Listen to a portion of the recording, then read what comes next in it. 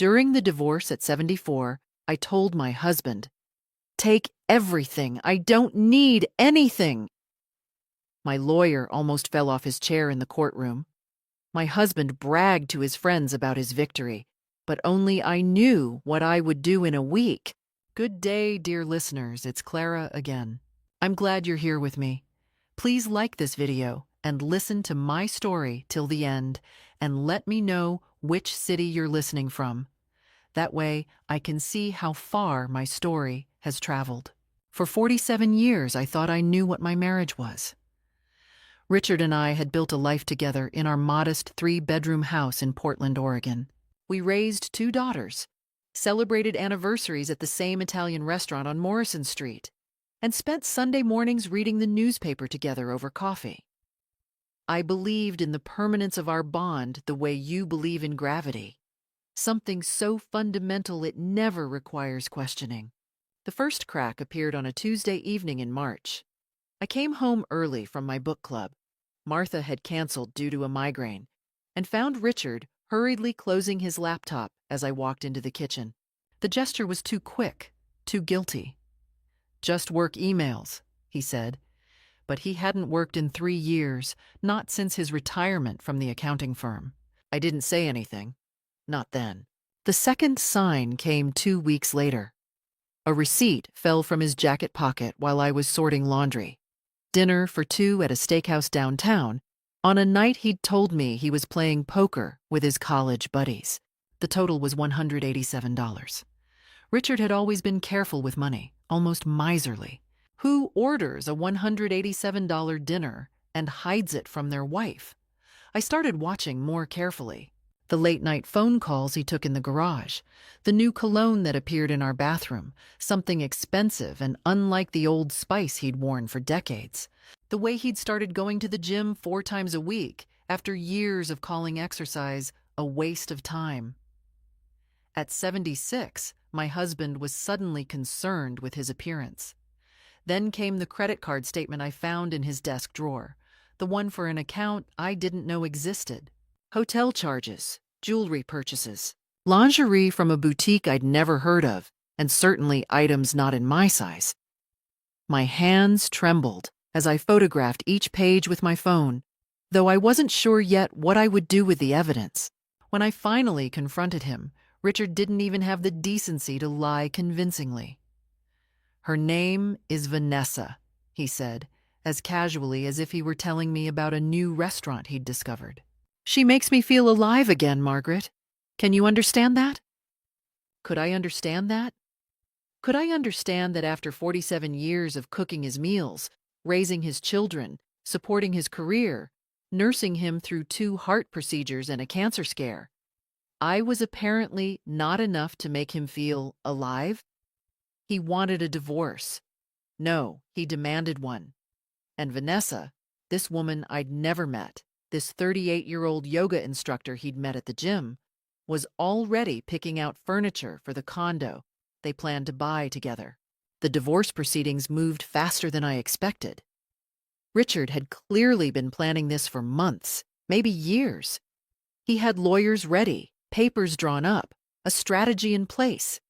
He wanted the house, our house, where I'd raised my daughters, where I'd planted every rose bush in the garden, where my grandchildren took their first steps. He wanted his full pension, his retirement accounts, everything. And that's when I found myself sitting in that courtroom on a gray October morning, my lawyer Patricia Chen beside me, looking sharp and ready for battle in her navy suit. Richard sat across the aisle with his attorney, that smug expression on his face, the one that said he'd already won. Patricia had prepared a strong case. We had documentation of the affair, proof of the secret credit cards, a solid argument for alimony and a fair division of assets. She was ready to fight. But when the judge asked if I wanted to present my demands, I looked at Richard, at this man who'd shared my bed for nearly 5 decades and thought so little of me. And I said the words that made Patricia nearly fall off her chair. "Your Honor, I don't want anything. He can have it all. The house, the money, the retirement accounts. I don't need any of it. Patricia grabbed my arm, whispering urgently, "Margaret, what are you doing?" But I just smiled. Richard's face showed confusion, then triumph. He actually grinned at his lawyer. They had no idea what I was planning to do in exactly 1 week. The courthouse steps felt steeper than I remembered as I walked out into the cold October air.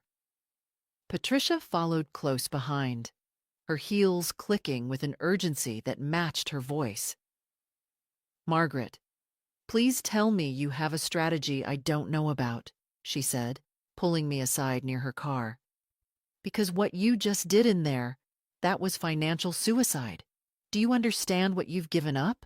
I understood perfectly. I'd given up the house worth $620,000, Richard's pension of $4,800 a month, his 401k with $890,000, the investment account we'd built together. In the eyes of the law, I'd walked away from nearly $2 million. "Trust me," I told Patricia. "I know exactly what I'm doing." She studied my face for a long moment, then sighed. "I hope so. Because I've been practicing family law for 23 years, and I've never seen anyone hand over everything without a fight. Your daughters are going to have questions." My daughters. Sarah and Jennifer. I'd have to call them tonight before Richard did. They'd be furious, confused, maybe even ashamed of me. They'd think their mother had given up, had rolled over and played dead. Let them think that, for now. I drove home. Except it wasn't my home anymore, was it? I had 30 days to pack my belongings and leave, according to the agreement Richard's lawyer had presented. 30 days to erase myself from the house where I'd spent most of my adult life. The house was empty when I arrived. Richard was probably out celebrating with Vanessa, bragging about how he'd gotten everything without having to fight for it. I could picture him at some expensive restaurant, champagne glasses raised, toasting his victory over the foolish old woman who'd made it so easy for him. I walked through the rooms, slowly, methodically. The living room where we'd hosted countless dinner parties. The kitchen where I'd baked birthday cakes for our daughters every year. The bedroom where we'd made love, argued, reconciled, dreamed about our future. Each space held memories that now felt contaminated by his betrayal. But here's what Richard didn't know. I'd been planning too. 3 months ago, when I first found that credit card statement, I hadn't just taken photographs. I'd started making phone calls. Quiet, careful phone calls.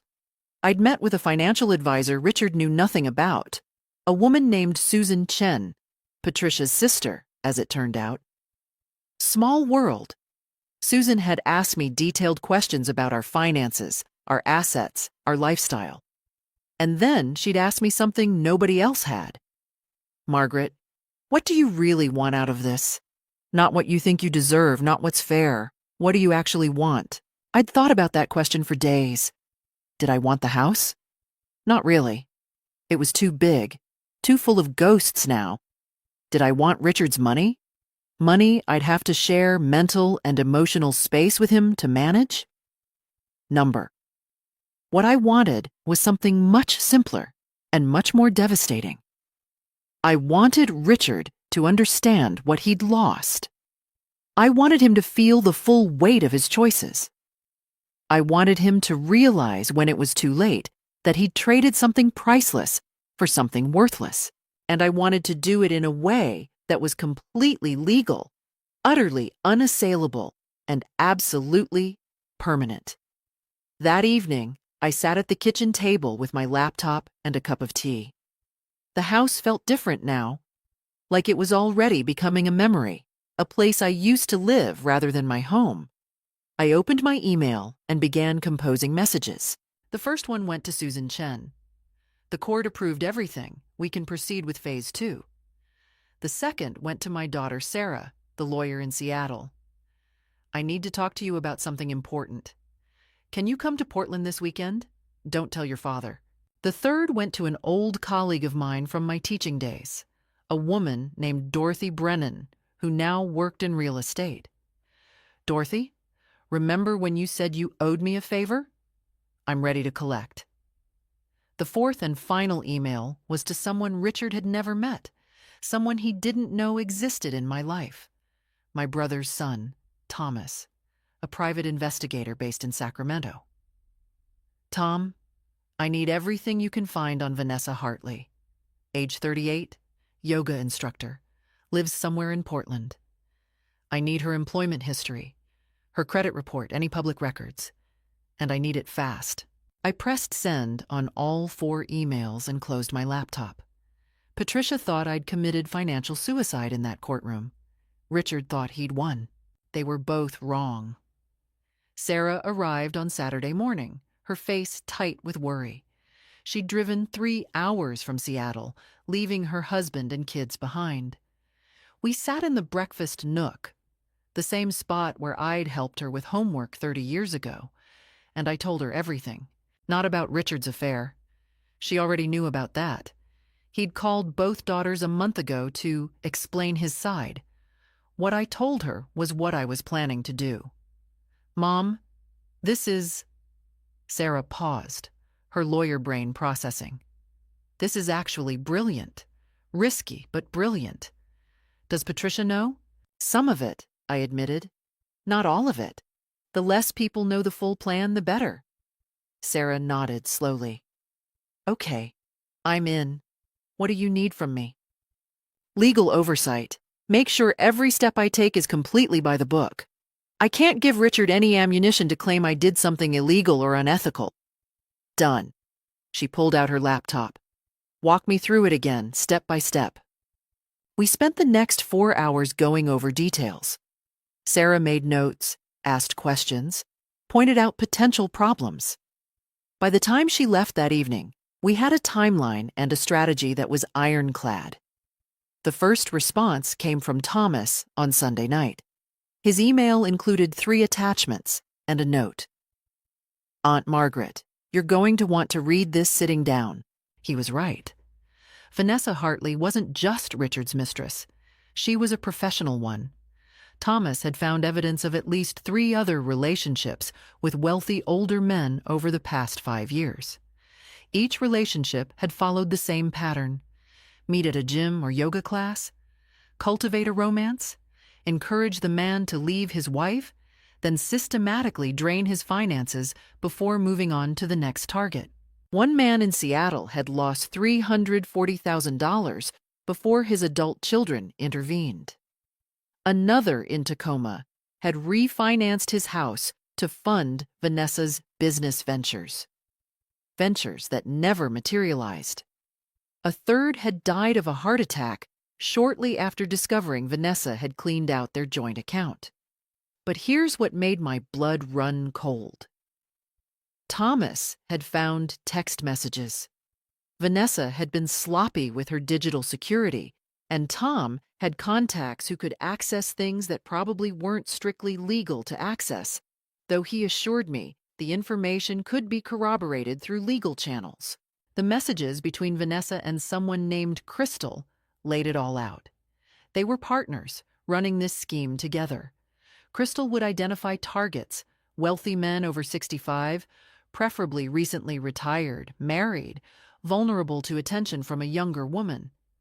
Vanessa would make the approach, build the relationship, create emotional dependency.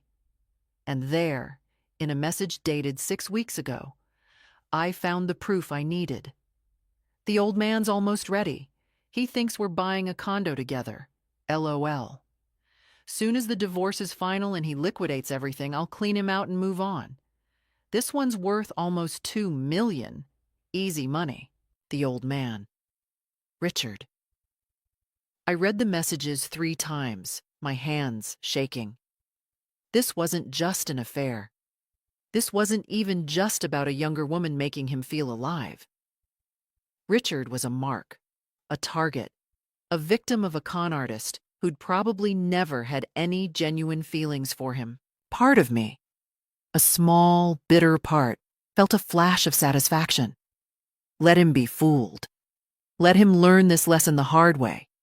But the larger part of me, the part that had loved this man for 47 years, felt something unexpected. Pity and protectiveness. He was a fool, yes. He'd betrayed me, absolutely. But he was also walking into a trap that would destroy him. I called Sarah. The situation just changed, I told her. Richard's not just having an affair. He's being conned. There was a long pause. What are you going to do? That was the question, wasn't it? The old Margaret would have warned him, saved him, protected him despite everything. The old Margaret would have put his welfare above her own hurt. But I wasn't the old Margaret anymore. I'm going to let it play out, I said. But I'm also going to make sure that when it does, I'm in position to pick up the pieces. My pieces, not his. Mom, Sarah said carefully, are you sure? On Monday morning, I did something I'd never done in my entire life. I walked into a bank and opened accounts that only I controlled. Accounts Richard knew nothing about. I met with Susan Chen in her downtown office, and we began setting up structures, legal, financial structures, that would protect me no matter what happened next. And then I did the first thing that would make Richard realize something was wrong. I hired movers and took everything that was legally mine. My grandmother's china, my mother's jewelry, the paintings I'd inherited, my personal books, my clothes, my photographs. Everything with clear provenance as separate property. When Richard came home that Tuesday evening and saw the half-empty house, he called me immediately. Margaret, what the hell is going on? I'm moving out, I said calmly. Like we agreed. I have 23 days left, but I thought I'd get started. Where are you going? That's not your concern anymore, Richard. I heard Vanessa's voice in the background, asking questions. Good. Let them wonder. Let them feel the first tremor of uncertainty. The trap was beginning to close. They just didn't know it yet. Dorothy Brennan found me the perfect apartment within 48 hours. A one-bedroom place in the Pearl District, modern and small, with floor-to-ceiling windows overlooking the city. It was nothing like the house. And that was exactly the point. The owner's flexible on the lease terms, Dorothy said as we walked through the empty space. Month to month if you want it. And Margaret? It's good to see you taking charge of your life. I moved in on Thursday. Sarah drove down again to help, bringing Jennifer this time. Both my daughters had been horrified when I told them the truth about Vanessa, though I'd held back the worst details. They didn't need to know their father was being set up for financial destruction. Not yet. Mom, why aren't you warning Dad? Jennifer asked as we unpacked boxes in my new kitchen. She was the softer of my two daughters, always the peacemaker. I know he hurt you, but this woman is dangerous. Your father made his choice, I said, arranging my grandmother's teacups in the cabinet. He's a grown man. He doesn't need me to save him from his own decisions. But, Jennifer, I turned to face her. Your father looked me in the eye and told me that woman makes him feel alive. After 47 years of marriage. Do you know what that does to a person? She fell silent. That night, alone in my new apartment, I received an email from Susan Chen with the subject line, Phase 2 complete. I'd taken the divorce settlement, nothing, and turned it into leverage. Susan had helped me restructure everything I did have, the inheritance from my parents that I'd kept in a separate account. Richard had forgotten about it. $340,000.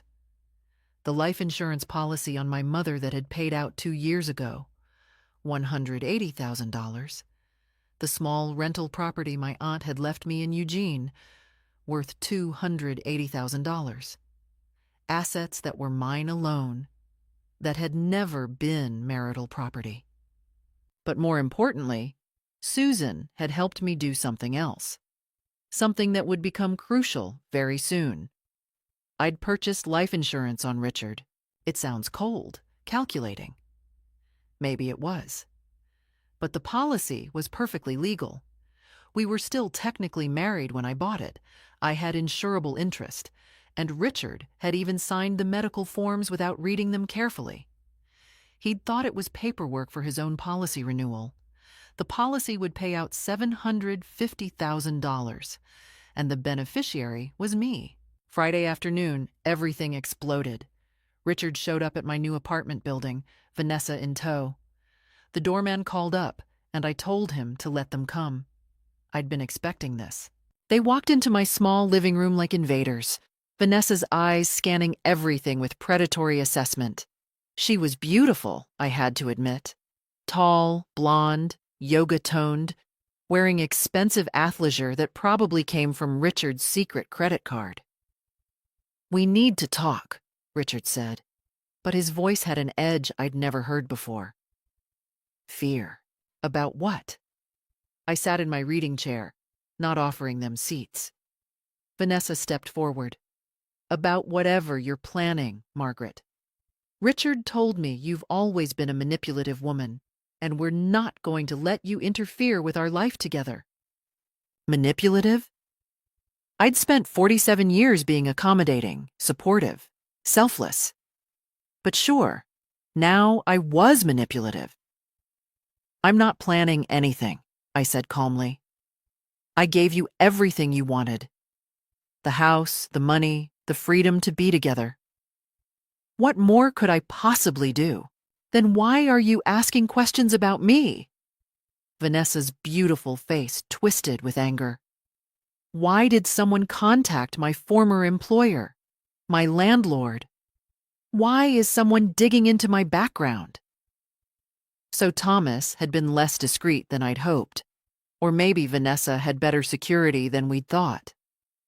"I have no idea what you're talking about," I lied smoothly. Richard moved closer, and for a moment I saw something dangerous in his eyes. "Margaret, if you try to poison Vanessa's reputation, if you try to interfere with our plans, I will make your life hell. I'll contest the divorce settlement. I'll claim you coerced me. I'll drag you through court for years." "On what grounds?" I met his stare. "You got everything you asked for. I signed everything your lawyer put in front of me." "We know you're up to something," Vanessa hissed. "Women like you don't just give up. You're planning revenge." I stood up, and despite being 5 inches shorter than Vanessa, I made sure my voice carried authority. "Get out of my apartment, both of you. You have what you wanted. Leave me alone to build my new life." "This isn't over," Richard said. "Yes, it is. The marriage is over, the divorce is final, and you won. Congratulations. Now get out." They left, but not before Vanessa turned at the door and said, "You're a pathetic old woman, Margaret. Richard and I are going to be so happy together. We're buying a condo next week, did he tell you? A beautiful place in the South Waterfront. Richard's liquidating his retirement accounts to pay cash for it." My face must have shown something. Shock, maybe, or satisfaction, because Vanessa smiled like she'd landed a blow. "That's right. Every penny is going into our new life, and there's nothing you can do about it." After they left, I sat in my chair for a long time, watching the city lights come on outside my window. Richard was liquidating everything, taking the money out of protected retirement accounts and putting it into... what? A condo he'd owned jointly with a con artist? Cash that Vanessa could access? He was doing exactly what she wanted, walking right into her trap, and there was nothing I could or would do to stop him. I took the next few days off, turned off my phone, didn't check email, didn't think about Richard or Vanessa or revenge. I went to Powell's Books and bought novels I'd been meaning to read for years. I took myself to lunch at nice restaurants. I sat in coffee shops and watched people live their lives. I needed to rest, to rebuild my strength. because I had a feeling the worst was yet to come. On the 4th day of my self-imposed retreat, I received a text from an unknown number.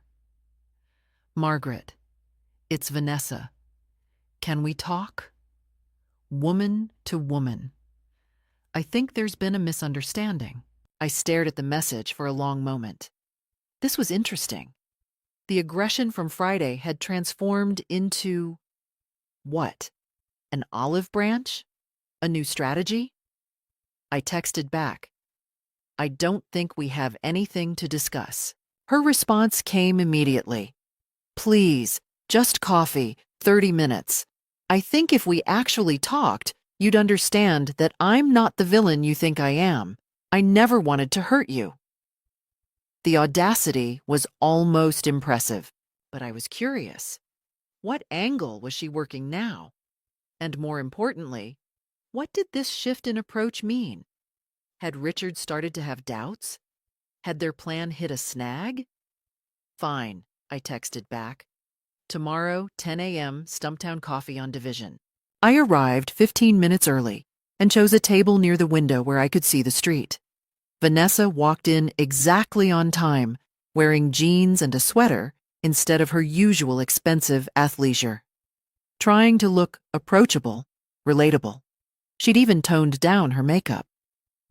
Thank you for meeting me, she said, sitting down across from me with a lavender latte. I know you have no reason to trust me. You're right about that. She took a breath, and I watched her arrange her face into an expression of vulnerable sincerity.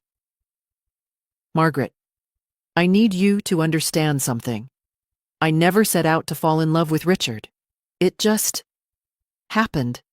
And I know that sounds like a cliché, but it's true. I said nothing, just sipped my black coffee and waited.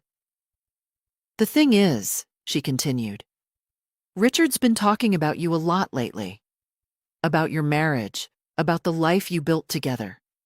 And I can see that he's conflicted. Part of him still loves you, I think. Ah, there it was. The hook. And I was thinking, Vanessa said, her voice soft and reasonable. Maybe there's a way we could all move forward without so much anger and pain. Maybe you and Richard could even be friends eventually, for your daughter's sake, if nothing else. What are you really asking me, Vanessa? She leaned forward. Richard's worried about the life insurance policy, the one you took out on him. He thinks it's morbid, like you're waiting for him to die. And I think maybe if you canceled it, it would show him that you're not trying to hold on to him or control him anymore. It would be a gesture of good faith. So that's what this was about. The insurance policy had rattled them. Good. The policy is my business, I said calmly. It's perfectly legal, and it doesn't affect Richard's life in any way. But it makes him uncomfortable. Then he should have thought about my comfort before he had an affair. Vanessa's mask slipped for just a second, a flash of irritation crossing her pretty face. Then she composed herself. I understand you're hurt, but holding on to bitterness will only poison your own life.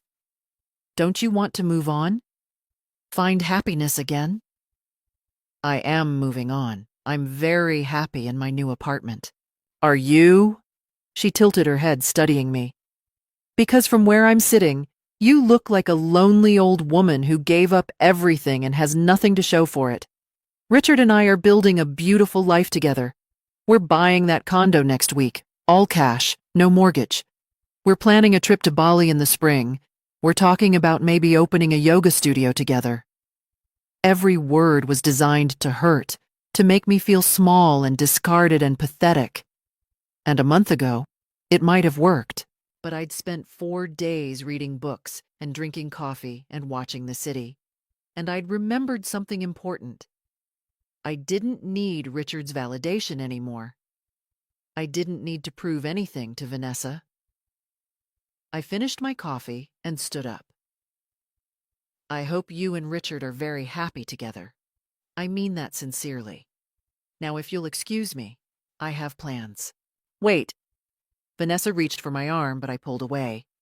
We're done here. Don't contact me again. I walked out into the cold November morning, and I felt lighter than I had in months. That afternoon, I met with my book club for the first time since the divorce. I'd been avoiding them, ashamed and not ready to face their questions and pity. But Martha had called that morning, insisting I come. "We've been worried about you," she said when I arrived at her house in Laurelhurst. The other women, 6 of us total, friends for over 15 years, gathered around with tea and sympathy. I told them everything. Not about my plans, but about Richard, about Vanessa, about the divorce. And instead of pity, I found something unexpected. Solidarity. "My ex-husband did almost the same thing," said Patricia. Not my lawyer Patricia, but another Patricia who taught high school English. "Left me for his secretary when I was 62. Thought she was in love with him. She cleaned out his bank account and left him within a year." "Men are fools," Martha said bluntly. "And I'm sorry, Margaret, but Richard was always a bit of a fool. You were just too loyal to see it." These women had known me for 15 years. They'd seen me at my best and worst. And they didn't think less of me for what had happened. They thought less of Richard. "What are you going to do now?" asked Caroline, our youngest member at 58. "Live my life," I said. "That's all. Just live my life." Later, as I was leaving, Martha pulled me aside. "Margaret, I know that look in your eyes. You're planning something." "I'm not." "Yes, you are, and good for you. Whatever it is, I hope it works.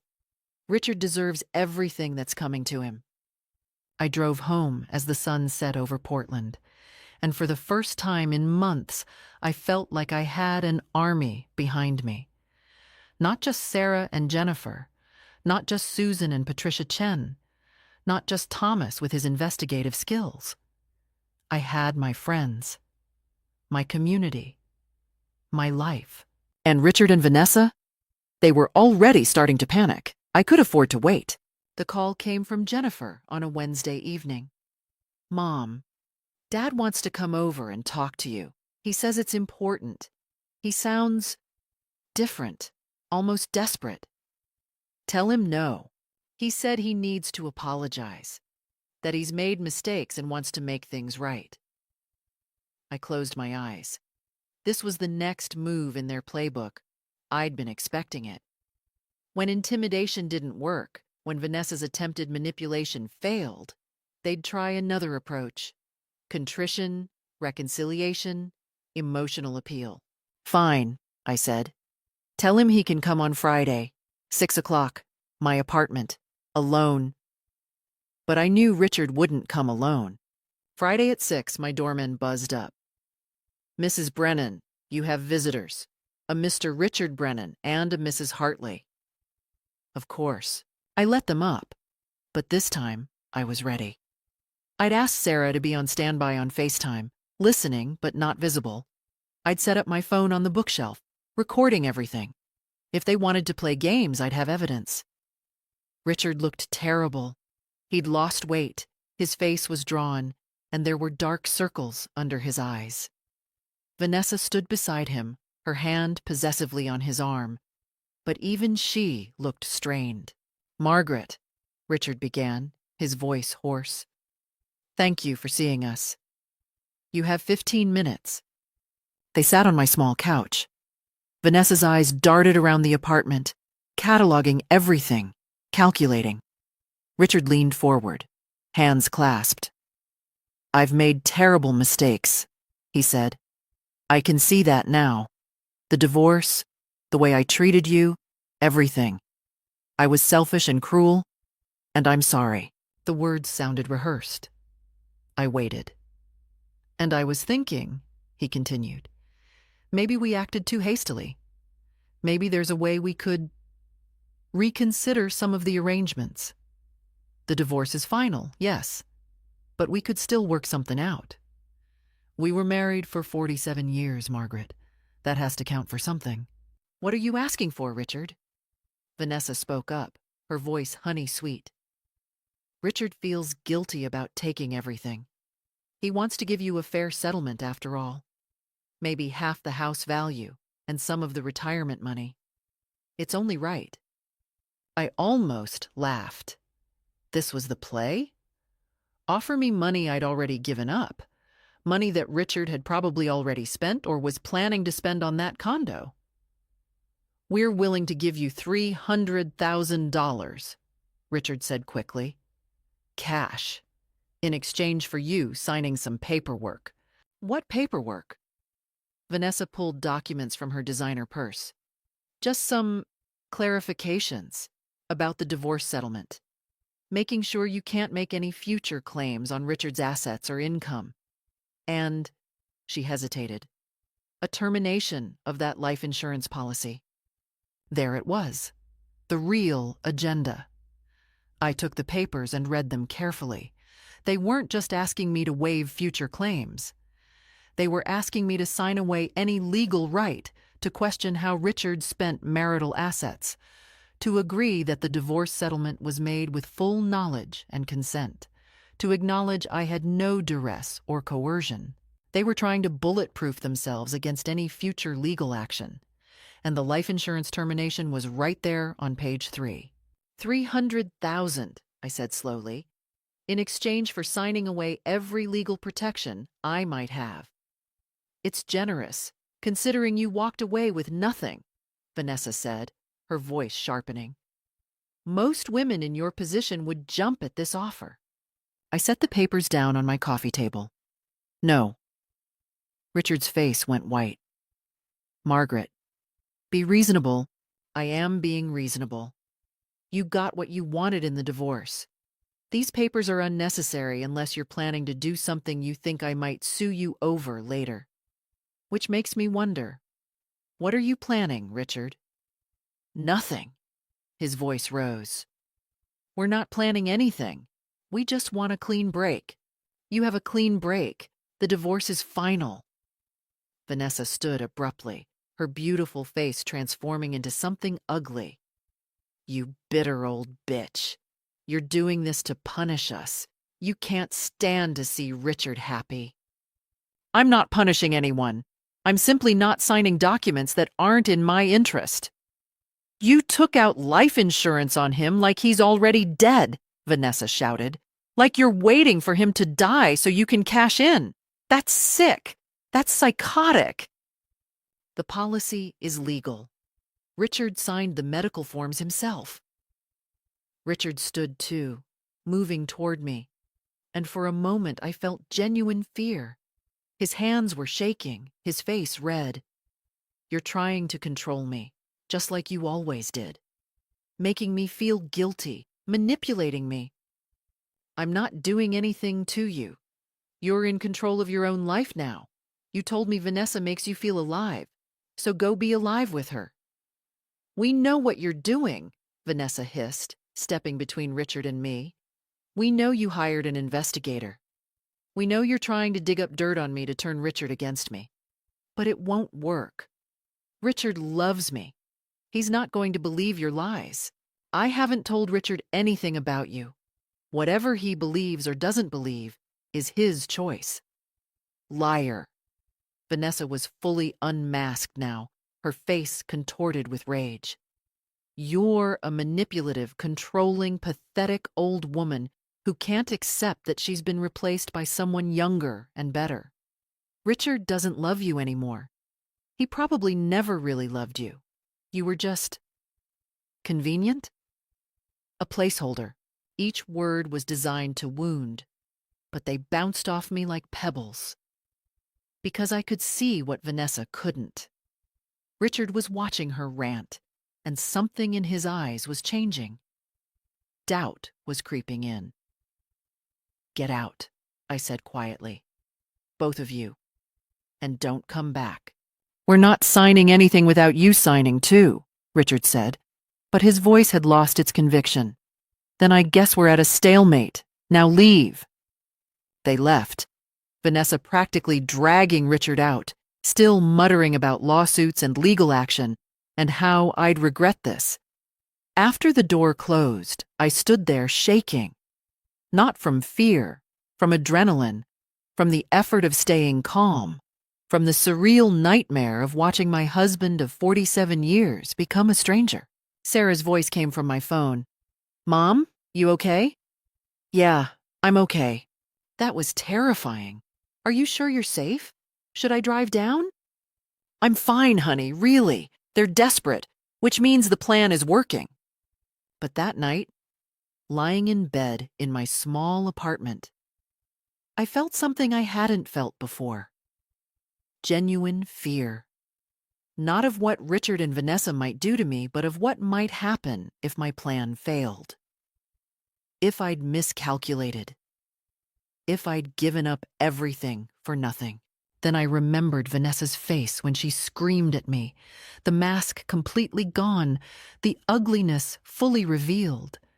And I remembered Richard's expression as he watched her, that flicker of doubt. The fear transformed into something harder, colder, more determined. Let them panic. Let them show their true colors. My plan was working perfectly. The call came 3 weeks later, at 2 a.m. Jennifer's number flashed on my phone screen. "Mom, it's Dad. He's in the hospital." I was out of bed immediately, pulling on clothes. "What happened?" "Heart attack. They think he's stable, but Mom..." Jennifer's voice cracked. "Vanessa's not here. She's not at the hospital. Dad keeps asking for her, and no one can find her." I drove to Legacy Emmanuel Medical Center through empty streets, my mind racing. A heart attack. Richard was 76, had a history of cardiac issues. This was serious. This was real. And Vanessa was gone. Sarah and Jennifer met me in the waiting room. Both had clearly been crying. "They're running tests," Sarah said. "He's conscious. The doctors think he'll be okay, but Mom, there's more." "Tell me." Jennifer handed me her phone. On the screen was Richard's banking app. Apparently, he'd given the girls access in case of emergency. The accounts showed a balance of $8,247. "The retirement account is empty," Sarah said, her voice hollow. "The investment account, empty. The proceeds from selling the house to that developer last week, gone. Everything. She took everything." I sat down hard on a plastic chair. Even though I'd known this was coming, even though I'd predicted exactly this scenario, seeing it in stark numbers was different. $8,000. That's all that was left of Richard's $2 million in assets. "There's more," Jennifer whispered. She showed me another screen, a legal document. The condo they were supposedly buying together, it's in Vanessa's name only.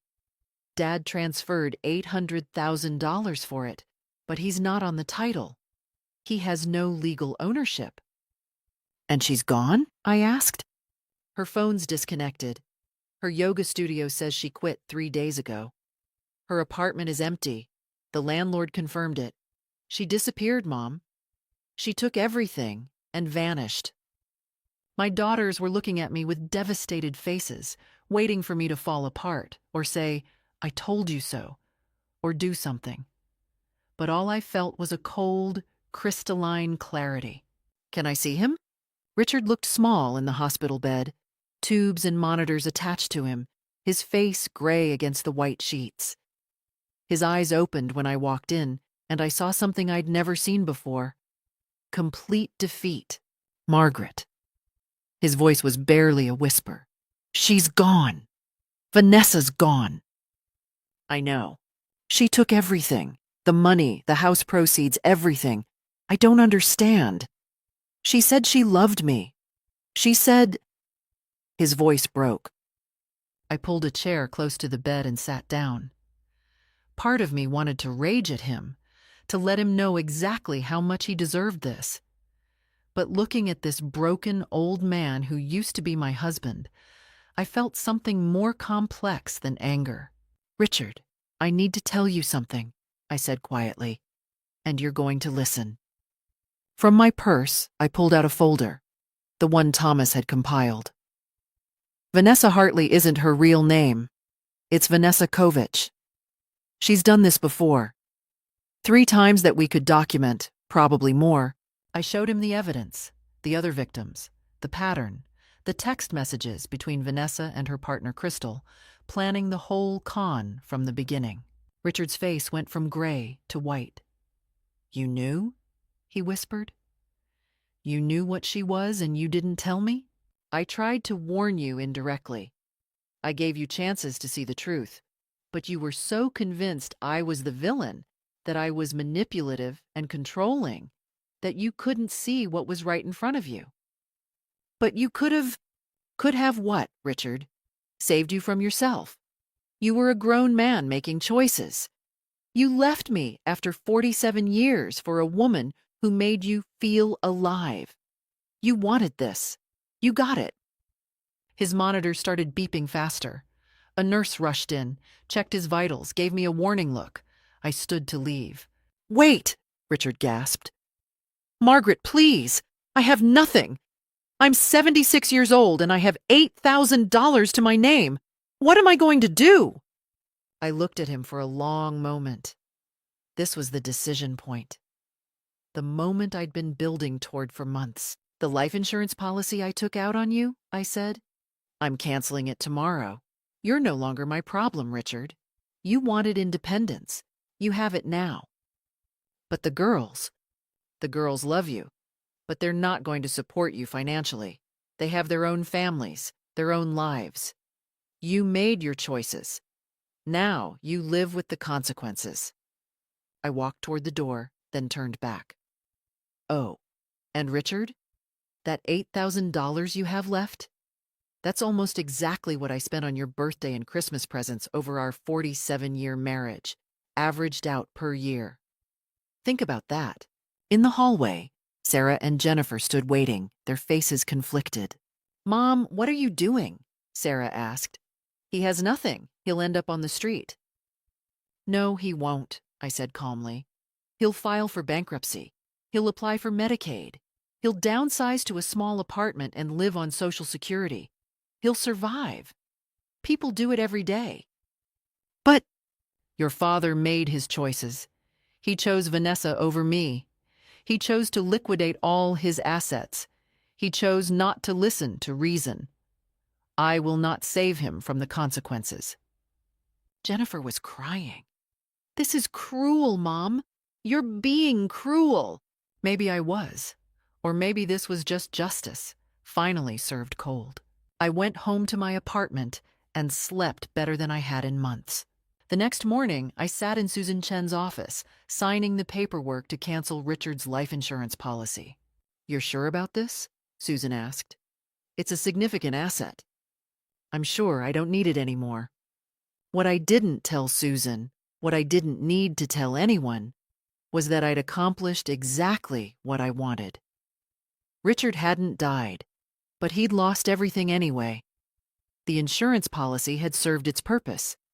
It had made him and Vanessa paranoid, had driven them to make mistakes, had been the bait that revealed their desperation. My phone buzzed. A text from an unknown number. "You think you won? You destroyed Richard's life? You're a monster." I showed it to Susan. "Vanessa? Probably someone she's working with, trying to make you feel guilty. Block the number." I did. Over the next few weeks, the fallout continued. Richard was released from the hospital with a stent and strict orders to reduce stress. He moved into a studio apartment in Gresham that Sarah helped him find, paying the deposit from her own money, despite my advice against it. The police opened an investigation into Vanessa Kovich, but she'd disappeared completely. Her partner, Crystal, had vanished too. The authorities said they'd likely left the state, possibly the country. Richard's money was gone, untraceable, filtered through enough accounts and shell companies that recovery was virtually impossible. Richard tried to sue for some of the divorce settlement back, claiming coercion and duress. His lawyer, a cheap one he could barely afford, filed the paperwork. Patricia Chen, my lawyer, called me laughing. "Margaret, this is the most absurd filing I've seen in 20 years. He's claiming you manipulated him into giving you nothing? That you coerced him into a settlement where you got zero assets? No judge in their right mind will touch this. She was right. The case was dismissed within 2 weeks. But the real victory came on a cold January morning, 3 months after Richard's heart attack. I was having coffee at Stumptown, the same place Vanessa had tried to manipulate me, when I saw her. Not Vanessa, but Crystal, the partner. She was sitting at a corner table with her laptop, and she didn't recognize me. I could have walked away. Should have, probably. But I pulled out my phone, took a photo, and texted it to Thomas. "Is this Crystal?" His response came back in seconds. "Yes. Where?" I gave him the address. "She's still here. What should I do?" "Keep her there if you can. I'm calling Portland PD. I have a contact in fraud division." I ordered another coffee and sat where I could watch Crystal. She looked different than her photos. Darker hair, glasses, more conservative clothes, but it was definitely her. And she was confident, careless, convinced she was safe. The police arrived 12 minutes later. I watched from across the street as they approached her table. Watched her face go from confusion to panic. Watched them escort her out in handcuffs. One of the detectives called me later that day. "Mrs. Brennan? Detective Martinez. I understand you identified one of our suspects. Is that what I did? Crystal Morrison has been on our radar for months. We just couldn't locate her. Thanks to your tip, we have her in custody. And she's talking, giving up information about Vanessa Kovich's whereabouts, their operation, everything. She's trying to cut a deal." "Will the victims get their money back?" "Some of it, maybe. It'll take time. These cases are complicated." "And Richard, my ex-husband?" There was a pause. "We'll do our best, ma'am. But I won't lie to you. Most of his assets are probably gone for good." I thanked him and hung up. That evening, I met with my daughters for dinner. Sarah, Jennifer, and I sat in a small Italian restaurant in the Pearl District, the same neighborhood as my apartment. "The police arrested Vanessa's partner," I told them. "They're hoping to find Vanessa, too." Jennifer looked relieved. "Maybe Dad will get some money back." "Maybe, don't count on it." Sarah studied my face. "Mom, are you happy? After everything that's happened, after everything you've done, are you happy?" I thought about that question. Was I happy? Richard was living in a studio apartment on Social Security, and whatever the girls secretly slipped him. He'd lost his house, his retirement, his dignity, his health. He'd learned the hardest possible way that betrayal has consequences. Vanessa was on the run from federal authorities, her face on wanted posters, her freedom measured in borrowed time. And me?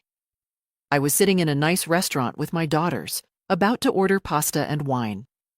I lived in a beautiful apartment I could afford with my inheritance. I had my book club, my friends, my freedom, my self-respect. I had everything that actually mattered. "Yes," I told Sarah, "I'm happy." And I meant it.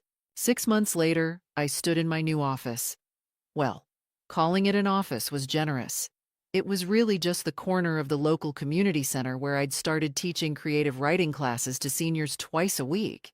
"Mrs. Brennan, can you look at my story?" Martha from my book club held up her notebook. Yes, the same Martha who'd had the migraine that fateful evening. She'd enrolled in my class, along with 3 other women from our group. Teaching again felt like returning to myself. I'd retired from education 20 years ago to support Richard's career, but words had always been my first love. My phone rang during my walk to Hart Coffee, my favorite independent shop. Patricia Chen, my lawyer. "Margaret, I have news. They found Vanessa." I sat down on a bench. "Where?" "Mexico. Running another con in Puerto Vallarta. She's being extradited. With Crystal's testimony and the evidence, she's looking at 15 to 20 years. "And the money?" "They've recovered about 30%. Richard might see 100,000 back." 100,000. Not the nearly 2 million he'd lost, but something. After we hung up, I sat watching people pass by. Couples, families, old men with dogs. life continuing in all its messy beauty. I felt nothing. No triumph, no vindication. Vanessa getting arrested didn't give me my 47 years back. It was just consequences, finally catching up. But my life was good. I'd joined a book club, started watercolor classes at the art museum, reconnected with old teaching friends, and I'd started dating. His name was Frank, a retired high school principal, 72, widowed for 5 years. We'd met at Powell's Books. He was kind, funny, intellectually curious, and had his own life.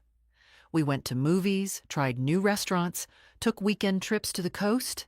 It was companionship without desperation. Meanwhile, Richard's life had become exactly what I'd predicted. The studio apartment in Gresham, Social Security checks. He'd even taken a part-time job at Home Depot. 76-year-old Richard, in an orange apron, helping customers find light fixtures. Sarah said he'd lost weight, looked older. The heart attack had changed him. Jennifer said he asked about me sometimes, whether I was happy, whether I ever thought about reconciliation. "What did you tell him?" I'd asked. "I told him you were thriving." Because I was. Not in spite of the divorce, but because of it. Richard leaving had forced me to rebuild a life that was actually mine. The news about Vanessa's arrest made the papers. Portland yoga instructor arrested in multi-state elder fraud scheme. Her mugshot showed her haggard and desperate. I showed it to Frank over dinner. "Do you feel vindicated?" he asked. "I feel free," I said. "That's better than vindicated." And it was true. I was free from the weight of a marriage that had turned into a cage, from always making myself smaller so Richard could feel bigger. I was 74 years old, and I was finally, completely free. Later that night, Sarah emailed, "Mom, Dad wants to meet for coffee. He says he needs to apologize properly. What should I tell him?" I replied immediately, "Tell him I wish him well, but no. Some chapters need to stay closed." Because that's what Richard was now. A closed chapter. I poured a glass of wine, put on some jazz, and opened my laptop. I'd been writing my own story, a novel about a woman who discovers strength she didn't know she had. The cursor blinked, waiting. I began to type. So that's my story. How I lost everything at 74 and found myself instead. Here's what I learned. Sometimes the worst thing that happens becomes the door to your best life. You can't save people from their own choices. Revenge isn't about punishing others. It's about refusing to let betrayal define you. Most importantly, it's never too late to start over. So here's my question. What would you have done? Warned him, fought for the money, or let him face the consequences? Leave your thoughts in the comments. Subscribe for more stories. Thank you for listening. The end.